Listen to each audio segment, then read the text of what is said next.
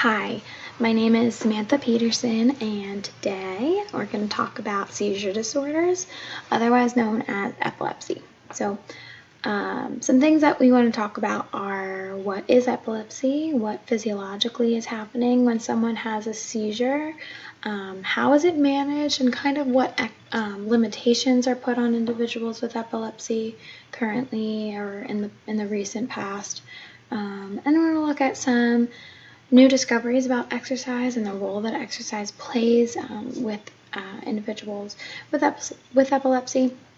And then lastly, we're going to end with a case study of a 14-year-old girl who has epilepsy. So we're going to get into all the fun about the different aspects of her life and how exercise might be able to help her. So first, I'm going to look at the physiology of epilepsy and what happens when someone has a seizure. So as this long definition shows, a seizure is an excessive firing of these super easily excited neurons. And when this happens, this electrical activity can manifest itself in different ways. So there's all different types of seizures. There's far too many for us to totally get into right now, but the important thing to take away is that these seizures can manifest themselves very differently. Not everybody has these grandiose seizures where they're foaming at the mouth and they're convulsing. Sometimes a seizure might look like someone is just dazing off, or they're not paying attention anymore, or maybe they just kind of start to fall asleep a little bit. But yeah, you can see those some seizures where people are kind of experiencing that tremor as well. But again, just making note that all seizures are different. And physically, you feel maybe a certain way before a seizure. You kind of know when they might be coming. You can experience them differently as the individual. Maybe you lose consciousness, maybe you don't, maybe it's a more fear, a panic. And then afterwards, everybody has different physical experiences as well, maybe extreme fatigue or something like that. So let's look at living with epilepsy. 1 in 26 people in America have epilepsy or will have epilepsy in their lifetime. So it's important that we kind of raise awareness as a exercise professional. It's going to be important to consider all of the physical events that happen during a seizure or could happen during a seizure. So, we see that maybe convulsions, maybe loss of consciousness, maybe loss of muscular control. I had a friend in high school who had a seizure during class. She didn't look like she was having a seizure, but she lost the ability to control her bladder and wet herself. And, everyone in the class thought that she just wet herself. But in reality, she was having a seizure. It might look like closing your eyes or dazing off. And then physically, you might experience an injury because of loss of consciousness or loss of muscular control. And then you also have to be sure to know the ways in which a medication might affect an individual physically.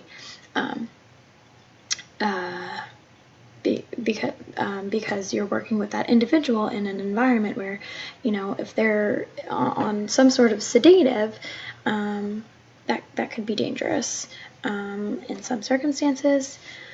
Then you also want to look at psychological considerations and the way that those medications might affect someone, but also the ways that certain seizures can affect someone psychologically, the processing speed at which people function at can be very affected by certain seizures, and then as well as kind of emotionally, individuals can feel embarrassed or lonely because they're dealing with this all by themselves. There might be a sense of fear, especially in young ones that are just realizing that they have this fear of when is it going to happen to me. So those are just some things to think about when you're working with individuals with epilepsy. Let's go in and talk about some of the perceived risks of exercise. So we're going to talk about how exercise plays a role here. why might someone not suggest exercise? Well, there could be injury when someone is alone exercising or in the gym exercising with heavy equipment. There might be a fear that seizure happens during sports while they're playing baseball or while they're playing football, and they are being tackled by a lineman and suddenly they have a seizure. That could be bad. Excuse me. Then the fear of trauma, head trauma, concussions. If my child plays sports and gets a concussion, is that going to worsen their epileptic susceptibility? Those are all very reasonable things, but when there are risks, you also have to look at the benefits. So why to exercise? Well, we're going to talk more about this. Psychologically, there's a sense of confidence that, if someone with epilepsy ends up going out and participating in sports or participating in exercise, there's this feeling of I can do it and I can do it seizure-free, which is really cool. But further than that, more medically than that, we're seeing that there's decreased epileptic episodes with individuals that exercise. We're also seeing this term seizure control, which a lot of medical professionals say that, okay, you can exercise if your seizures are well controlled, often meaning by medication. But we're seeing that exercise itself is leading to better seizure control, seizure management, knowing yourself, knowing the body, knowing, what it feels like for an individual themselves in the leading days up to when they might have a seizure, etc. But then, last but not least, why to exercise? Well, you get to experience all the health benefits that everyone else gets to experience when they exercise. Having epilepsy doesn't prevent someone from experiencing the physical fitness improvements that everyone else does. So, non-exercise related, let's look at some triggers, which again, we'll go deeper into some of these, but hypoxia, so meaning lack of oxygen in the brain for reasons such as you're at a high altitude or you're hyperventilating. Overheating is a common reason for someone to have an episode, sometimes like lights, flashing lights, etc. Other causes could be extreme stress or fatigue because of lack of sleep, not physical fatigue like after sport, low blood sugar, and excessive hydration. So moving forward, let's look at how often we're seeing seizures occur. We have two kind of opposing articles here. One that talks about seizure-free experiences. It heavily notes this article about individuals decreasing the frequency of seizures while engaging in exercise. But it also looked at professional athletes who reported one or less seizure in their professional career, even with excessive training at that level. And then they also conducted a 4-week study where they were doing 4 weeks of physical training with individuals with epilepsy, and the average occurrence of seizure dropped during that time.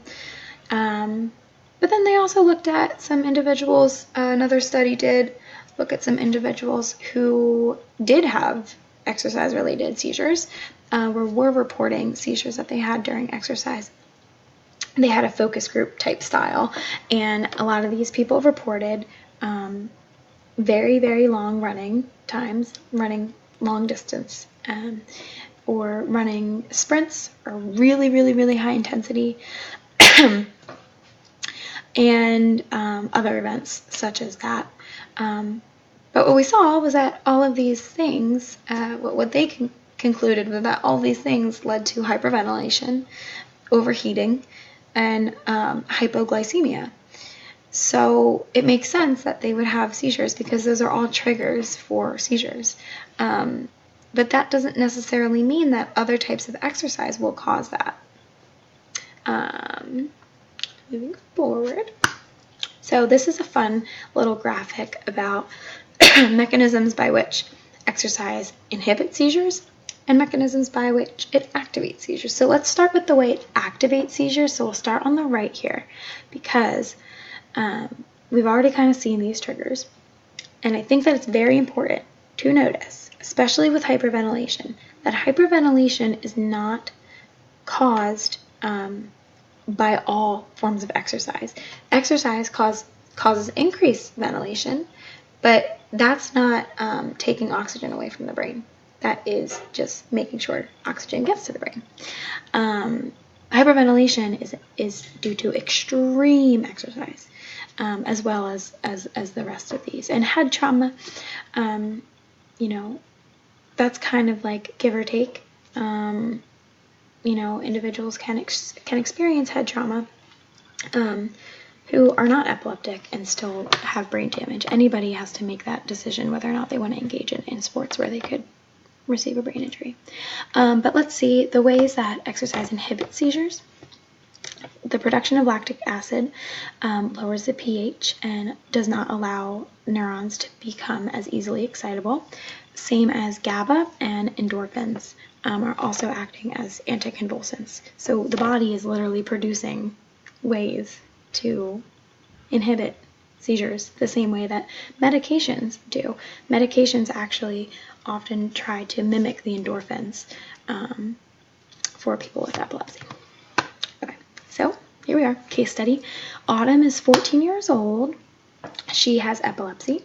She's been on anti-epileptic drugs for a long while now. She has some cognitive delays, and she's very timid when she's away from her parents because she has this fear that she will have a seizure, though she's pretty much seizure-free. She's inactive but wants to be involved in sports, and her BMI has increased from 22 to 29 in the last 2 years. So she's put on a bit of weight, and she wants to be active. So those are good things, good reasons for getting her involved in exercise. So here's what we might do with her. So we have to consider that she should be in a physically safe environment, well-informed instructors, and we also have to consider that she's not conditioned for exercise, so we're probably going to have to start with baby steps. Some psychological considerations is that we want to make sure we're putting her into something that is achievable, that makes her feel good, that makes her want to keep coming back, but it's also easy to follow because it's a little bit hard for her to process things. And then because she wants to hang out with her friends and do what they're doing, we want to make sure we're doing something social. So starting with walking and jogging and cycling, probably with training wheels, regularly might help us build up to pretty much the same recommended guidelines for a healthy individual as far as aerobic capacity. So hopefully we're building up to about 30 minutes a day for her as time goes on. Also introducing her to resistance training safely, starting very light with very simple like one-step movements. And then also doing something fun like Zumba, which she can go to with friends or with family and have a good time, but also, learning to get her heart rate up, but not going too intense. And then, because she was asking, putting her in recreational activities, especially with an organization that works with people with special needs because she has these cognitive delays. It would be really great to get her involved with Special Olympics or another organization, local. Yoga is really low intensity, but also getting her feeling like, she doesn't have to be sedentary all the time. And then what better than WCU's adapted PE programs? All of the students are well trained, the staff has a great reputation, and I think that exercise would play a really good role in her life in increasing her physical health, but also playing an extra preventative role in seizure management. She's already doing a pretty good job being mostly seizure-free, but we definitely want to get her exercising so that she can experience all the other benefits of exercise that all of her friends get to experience. So thank you for listening.